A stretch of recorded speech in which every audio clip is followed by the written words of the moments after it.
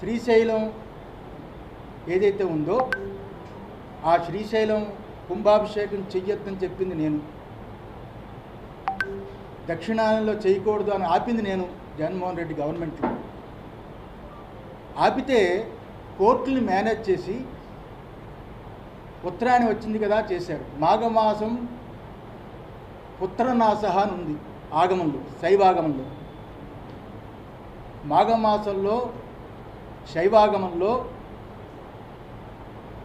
శ్రీశైలం కుంభాభిషేకం చేయకూడదని ఉంది. అది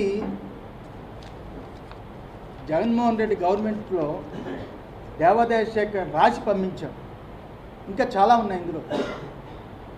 రాజులకి పుత్రుడంటే రాష్ట్రమే కదా. ఈరోజు ఏం జరిగిందో మీరు చూశారు. సింహాచలంలో ఆ రోజు ఎలా మాట్లాడానో చందనోత్సవంలో మీరు చూశారు.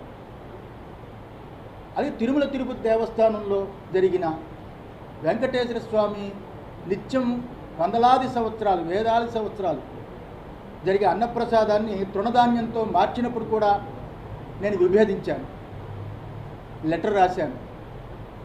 అందువల్ల ఈ స్వరూపానంద ఏ గవర్నమెంట్ వచ్చినా,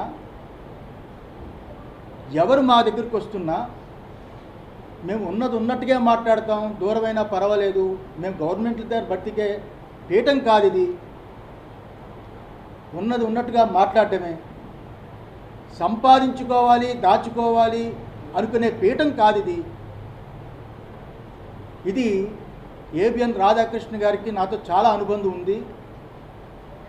నేను ఏ రకంగా ఎటువంటి తప్పులు చేయకుండా ఉంటానో ఆయనకు బాగా తెలుసు. బిఆర్ నాయుడికి తెలుసు, నరేంద్ర చౌదరికి తెలుసు, చాలామందికి తెలుసు. ఈ 5 ఏళ్లలో పీఠం ఎప్పుడు ఎలా ఉందో ఇప్పుడు అలాగే ఉంది.